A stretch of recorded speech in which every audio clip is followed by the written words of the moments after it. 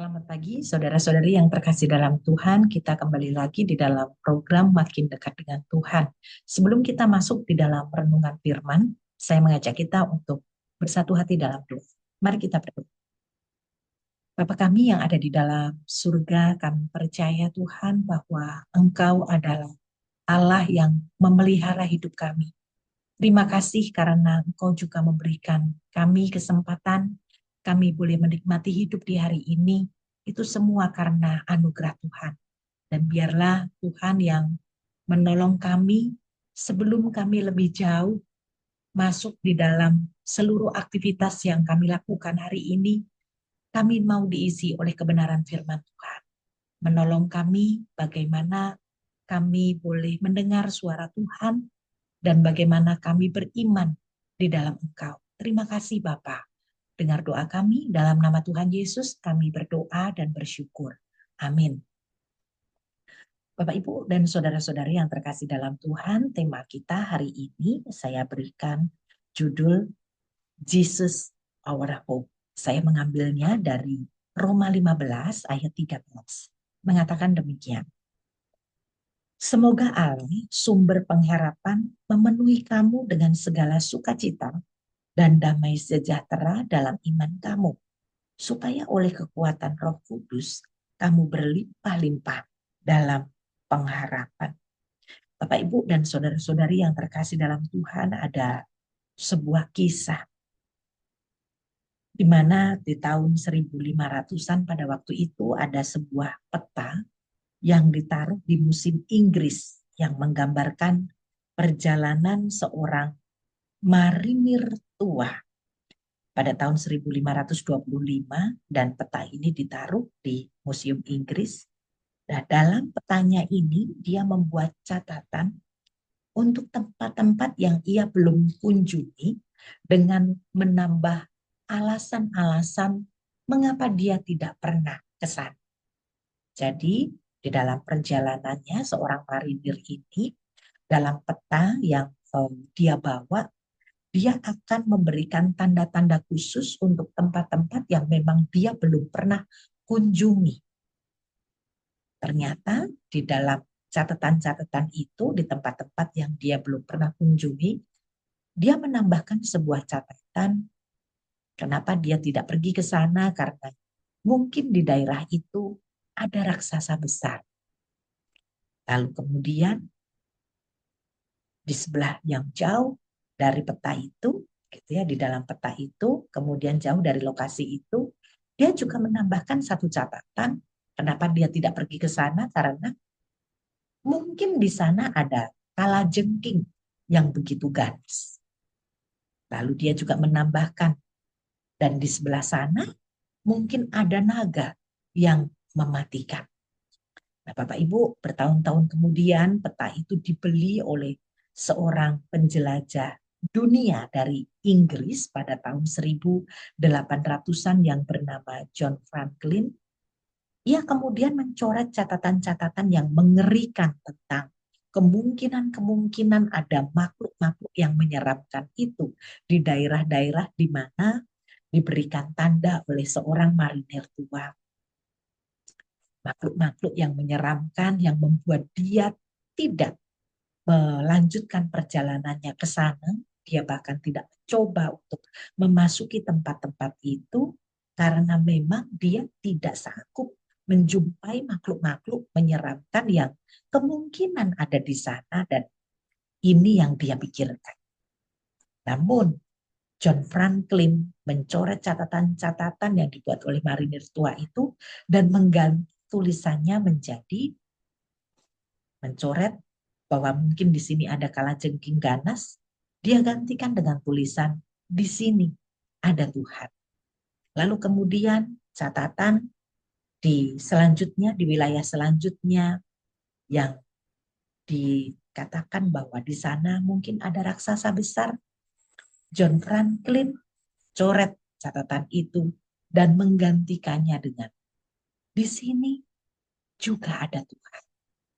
Lalu kemudian dia juga mencoret catatan yang di sana dikatakan di sini mungkin ada naga yang mematikan.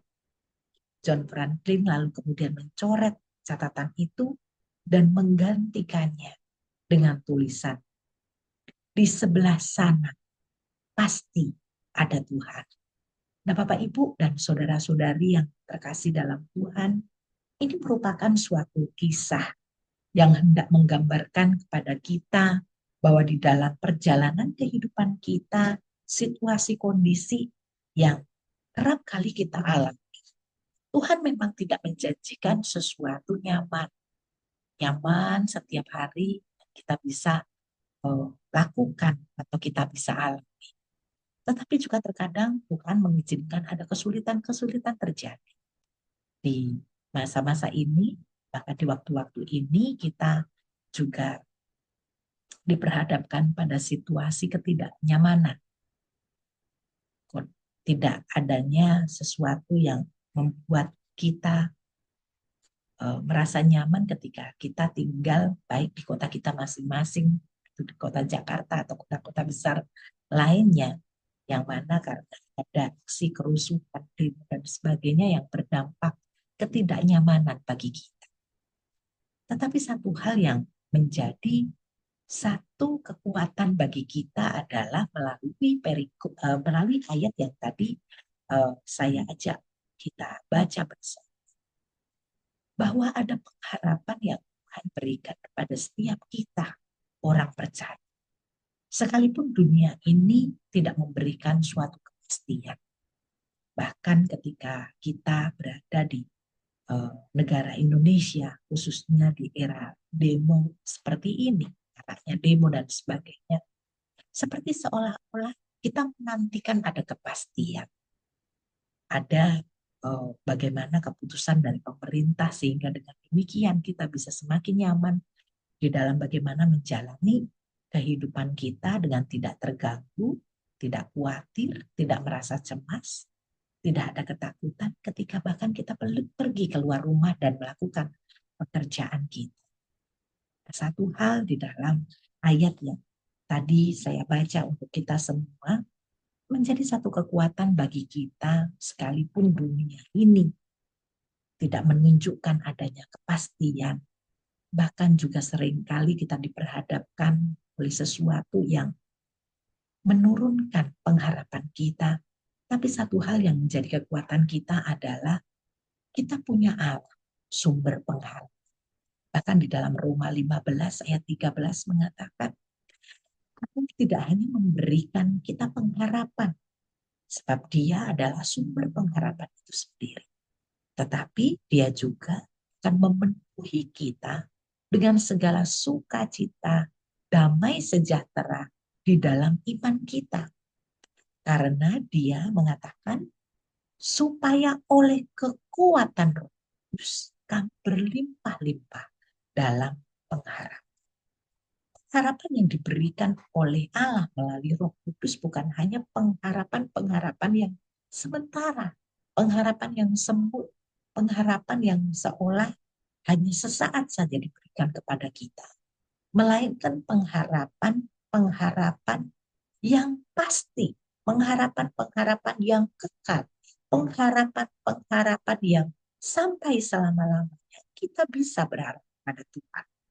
Sebab Dia tidak hanya memberikan kita pengharapan, tetapi juga di dalam Dia kita diberikan sukacita dan damai sejahtera. Nah, di tengah-tengah segala kondisi yang ada, kita tetap diberikan damai sejahtera dan sukacita untuk menjalani hidup. Sebab kita mengenal Tuhan sebagai sumber pengharapan kita.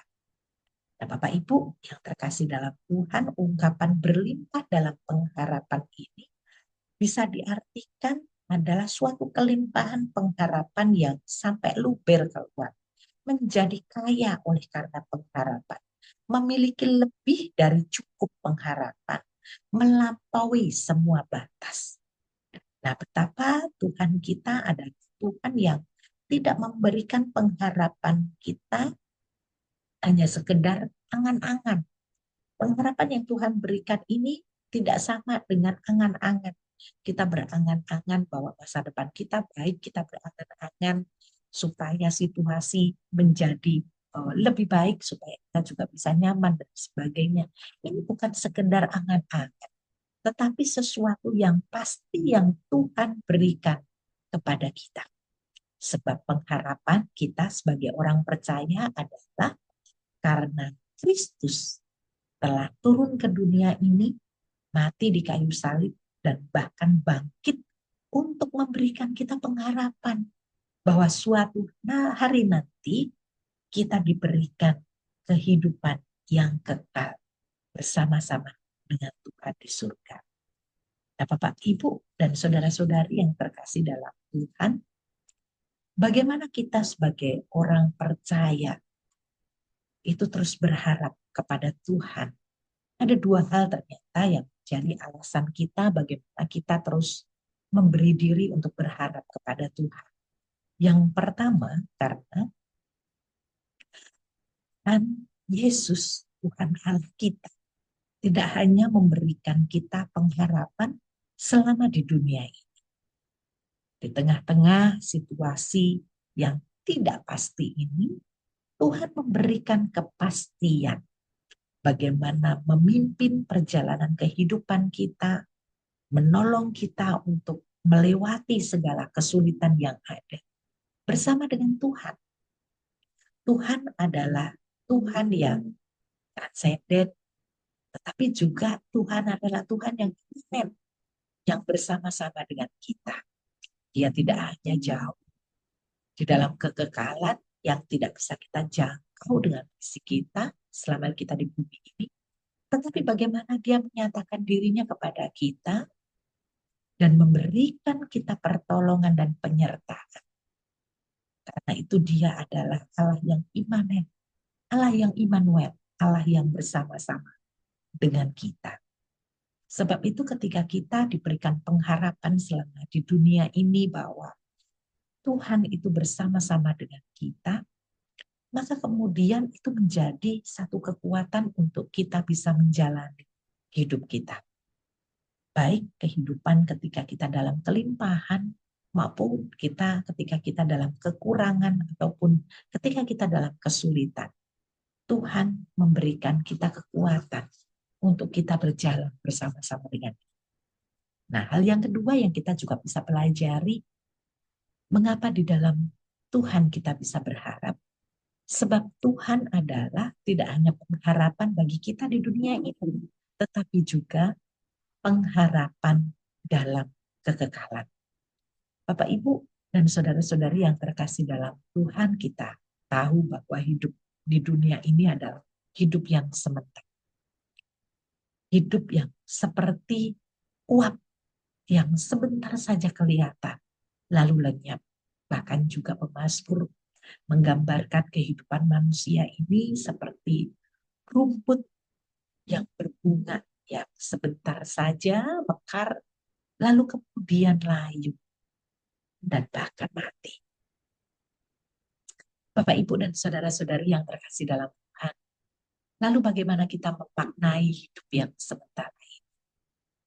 Berapa hari ini kami melayani jemaat Tuhan yang Tuhan sudah panggil pulang ke rumah Bapa oleh karena sakit penyakit yang mereka alami.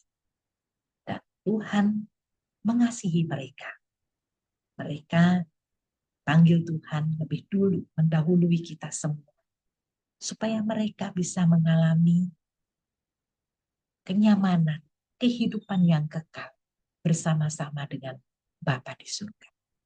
Ketika mereka menjalani kehidupan mereka di dunia ini, seringkali ada tangis, seringkali ada kesakitan, seringkali ada situasi-situasi tertentu yang mereka mungkin bisa jatuh dalam iman yang lemah.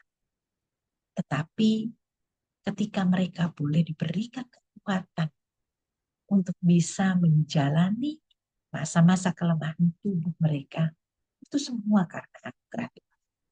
Dan ketika mereka boleh dipanggil pulang lebih dulu mendahului kita, itu juga karena kemurahan Tuhan dan belas kasihan Tuhan menolong mereka untuk mereka terbebas dari rasa sakit, untuk bagaimana menghapus air mata mereka, dan menggantikannya dengan sukacita sejati.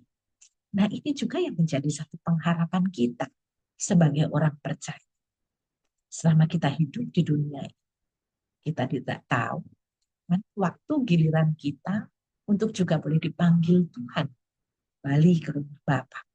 Tetapi satu hal yang menjadi pengharapan kita adalah Tuhan sudah memberikan janji, kepastian kepada kita akan keselamatan, pengampunan, penebusan, dan bahkan juga kehidupan yang kekal di dalam Kristus. Dan ini menjadi kekuatan kita untuk menjalani kehidupan yang di dunia ini yang sementara ini.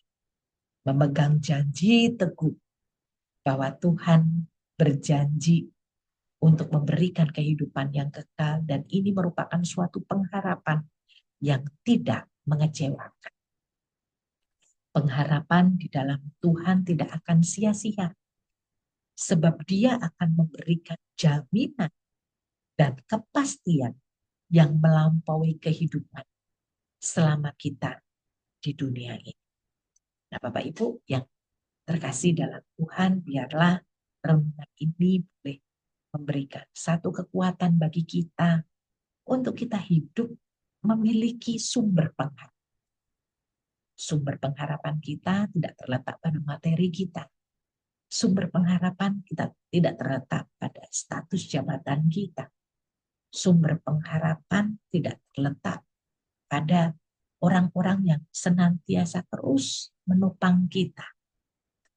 Tetapi bagaimana kita meletakkan sumber pengharapan itu kepada Kristus yang telah mati dan bangkit, memberikan kita pengharapan selama di dunia ini, bahkan di dalam kekekalan. Amin. Mari bersatu hati di dalam doa. Bapa kami yang ada di dalam surga, terpujilah nama Tuhan. Karena pagi ini kami juga boleh kembali diingatkan akan Engkau sebagai Allah, sumber pengharapan kami. Terima kasih karena Engkau telah memberikan Yesus Kristus yang rela mati dan bangkit bagi kami, memberikan kami satu kepastian akan kehidupan yang kekal, yang terus akan kami imani selama kami hidup di dunia ini, maupun ketika kami boleh berjumpa dengan Engkau di surga. Itu merupakan suatu pengharapan yang pasti. Kami percaya Tuhan di tengah-tengah situasi kondisi yang kami lalui, khususnya di bangsa kami, ada begitu banyak ketidakpastian, kekhawatiran, kecemasan, ketakutan. Tetapi kami percaya bahwa di dalam Engkau kami memiliki pengharapan yang pasti. Di dalam Engkau kami memiliki jaminan yang pasti. Di dalam Engkau kami memiliki Tuhan Yesus yang terus bersama-sama dengan kami. Terima kasih Tuhan. Biar Tuhan tuntun setiap kami untuk kami boleh menjalani hidup kami. Kami boleh terus dapat mengarahkan hati kami kepada Tuhan, dan bagaimana Tuhan juga boleh dipermuliakan di dalam seluruh kehidupan dan iman kami. Dalam nama Tuhan Yesus kami berdoa dan bersyukur. Amin. Demikian program Makin Dekat dengan Tuhan pada pagi hari ini. Kiranya Tuhan memberkati dalam seluruh aktivitas kita. Selamat pagi.